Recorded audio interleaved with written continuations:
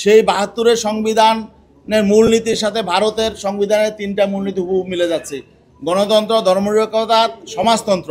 এজন্য আমরা বলেছি যে বাংলাদেশের বাস্তবতায়, এখানকার ধর্মীয়, সামাজিক এবং জিও পলিটিক্যাল বাস্তবতায় এখানে নতুন করে এই ৭২-এর মূলনীতি বাদ দিয়ে নতুন মূলনীতি রচনা করতে হবে। কয় মেয়াদে অথবা কত বছর থাকতে পারবেন, এ নিয়ে দীর্ঘ আলোচনার পর মোটামুটি একটা ঐকমত্য পৌঁছে গিয়েছিল যে 10 বছর, একজন 10 বছর তার জীবনের মেয়াদে 10 বছর প্রধানমন্ত্রী পদে দায়িত্ব পালন করতে পারবেন। কিন্তু শেষ পর্যন্ত বিএনপি সহ 3টা রাজনৈতিক দল তারা এখানেও ডিসেন্ট দিয়েছে। তো যে কারণে তারা একটা প্যাকেজ আলোচনা চেয়েছে, যে কারণে আসলে এটা সিদ্ধান্ত হয় নাই। পরবর্তীতে 2 দিন পর আবার এটা আলোচনা হবে। তারা এনসিসি বিষয়টা সাথে ইনক্লুড করতে চায় এবং উচ্চকক্ষ সাথে ইনক্লুড করতে চায়। এগুলো নিয়ে তারা একটা সমাধানে পৌঁছতে চায়। এই জন্য আজকে এটা ডিসিশন হয় নাই।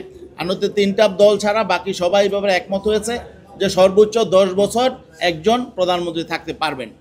আরেকটা বিষয় দ্বিতীয় সেশনে আলোচনা হয়েছে, সেটা হলো সংবিধানের মৌলিক মূলনীতি, সংবিধানের মূলনীতি এবং রাষ্ট্র পরিচালনার মূলনীতি।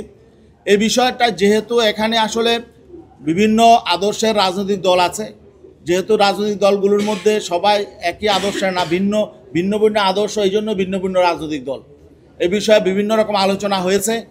তবে যেই বিষয়টা আমাদের বেশিরভাগ দল একমত হয়েছে যে ৭২-এর সংবিধানে যে মূলনীতি করা হয়েছিল এটা আসলে বাংলাদেশের আর্থসামাজিক ধর্মীয় বাস্তবতা সঠিক নয়। এই জন্যে আমাদের এখানে অধিকাংশ দল বলেছে যে এই মূলনীতি পরিবর্তন হতে হবে। কারণ আমরা যুক্তি দেখিয়েছি যে ৭২-এর সংবিধান যেই গণপরিষদ করেছে, এই গণপরিষদ পরবর্তীতে জনগণের ম্যান্ডেট নেয় নাই এবং এই গণপরিষদ নির্বাচিত হয়েছে 1970 সালে পাকিস্তানের জন্য একটা সংবিধান রচনার জন্যে। তো পাকিস্তানের জন্যে যেই গণপরিষদ তৈরি হয়েছিল পাকিস্তানের সংবিধান রচনার জন্যে, তারা আসলে বাংলাদেশের জন্যে সংবিধান প্রস্তাব করেছে, কিন্তু সেই সংবিধান জনগণের মাধ্যমে সেটা অনুমোদিত হয় নাই। এই জন্য আমরা বলেছি।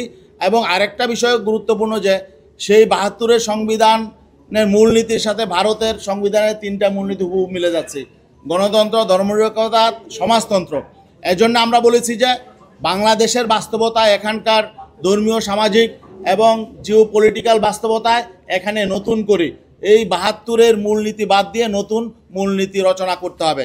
এখানে আমাদের সংবিধান সংস্কার কমিশনের সুপারিশ মতে তারা কয়েকটা বিষয় নিয়ে এসেছে সংযোজনের জন্য। সেটা হলো সাম্য, মানবিক মর্যাদা, সামাজিক ন্যায় বিচার ও গণতন্ত্র। তারা এই সংবিধানের মূলনীতিতে এই বিষয়গুলো প্রস্তাব করেছে।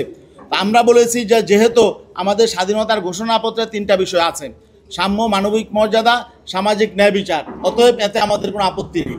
তবে যদি গণতন্ত্র এখানে যুক্ত করতে হয় তাহলে পাশাপাশি এখন আল্লাহর উপর পূর্ণ আস্থা এবং বিশ্বাস যেটা ছিল সংবিধানে, এটা মরহুম প্রেসিডেন্ট জিয়াউর রহমান তিনি সংবিধানে অন্তর্ভুক্ত করেছিলেন, এটা রিয়েলিটি, এটা সাথে যুক্ত করতে হবে।